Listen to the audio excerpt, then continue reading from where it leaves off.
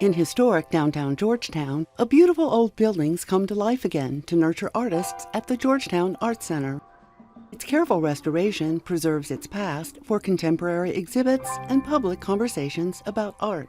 In 2016, this volunteer organization presented Botanicals, a collection of art by women who find their diverse muse through nature. It's interesting how we all see it a different way. Botanicals is one of those things that everyone can identify with. One artist was Austin-based Valerie Fowler. I took pictures of a bunch of agaves that are in this neighborhood, in Travis Heights neighborhood, and they're all twisting, and they were planted really close together, so they were all kind of trying to fight for space. And I loved the way they were twisting so much.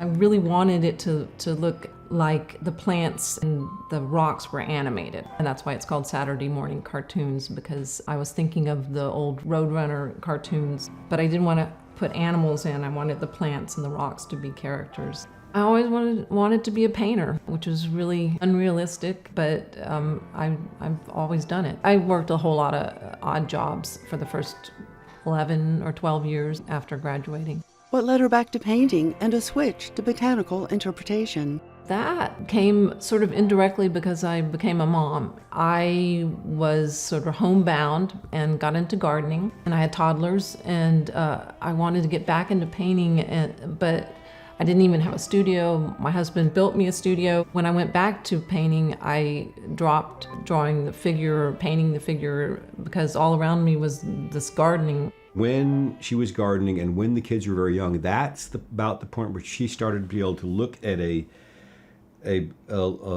plant that's just burst up out of the ground when it's its tiniest baby, and she started to be able to recognize what it was going to be as a mature plant when the kids were young. And so that's probably something to do with getting down your hands and knees.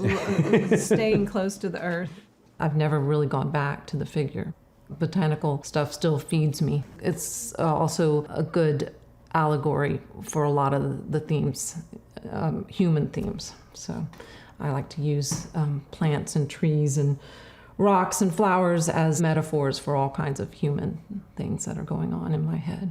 I got the idea for this painting because I was driving through the Texas Hill Country. It was early spring and it was a peach orchard, and I looked at my daughter, who was, I think 9 or maybe even 11 at the time, and she was sitting next to me in my truck, and she was so beautiful, and I thought, the trees are speaking to me about the beauty of youth and how brief it is, and because we all know, of course, that these peach blossoms that look like clouds will be gone, very quickly. That's what that gray tree is all about, is that the beauty of youth and how brief it is. One of the pines from the Lost Pines area of Bastrop, it was another drive-by. I was going to Houston on 71, and I saw, it was a year after the fires in the Bastrop area, and there was one tree that was struggling to survive, and it looked sort of like it was on fire because the leaves were red. Closer to home, Valerie's influenced by radical changes in neighborhood landscapes, including trees tagged for safety or removal. Ponca Street is a street in the Montopolis neighborhood, and it's rapidly getting bought up and developed. I want to document that neighborhood as it's changing before all the wildness is gone. I started with watercolor.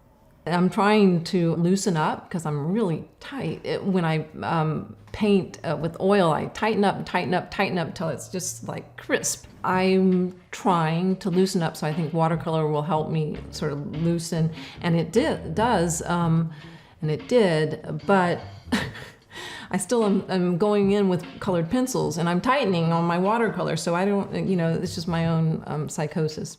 Valerie's original works are also available as prints made to size. Blunn Creek inspired oil on canvas to depict the essence behind precious water resources. I want people to think about those things. We all share the same finite amount of water on the whole entire earth.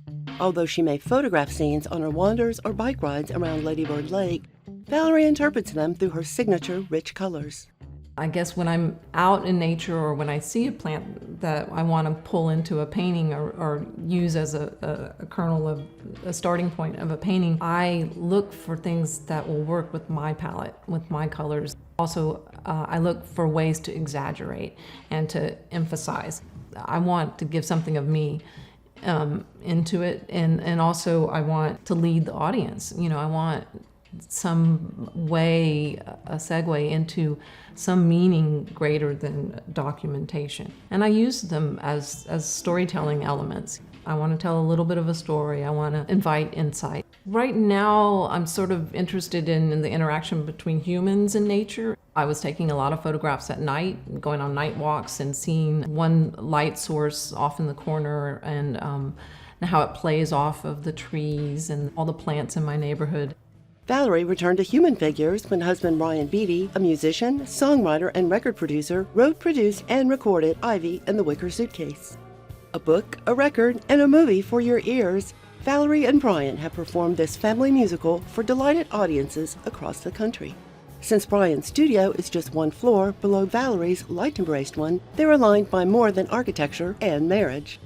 When I was writing Ivy, I would pop upstairs. Valerie's up there painting, and I'd pop upstairs with my guitar and say, "What do you think of this?" And I'd play her a song, and she's, her mind is completely free in her own little creative world, and her responses were always very emotional and It's not the kind of response you'd get from another songwriter or another musician.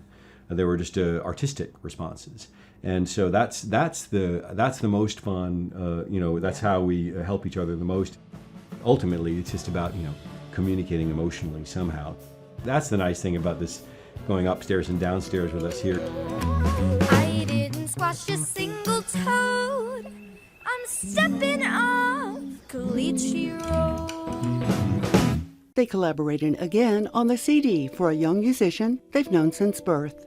Her band is the Born Again Virgins. Her name is Anna Rennick.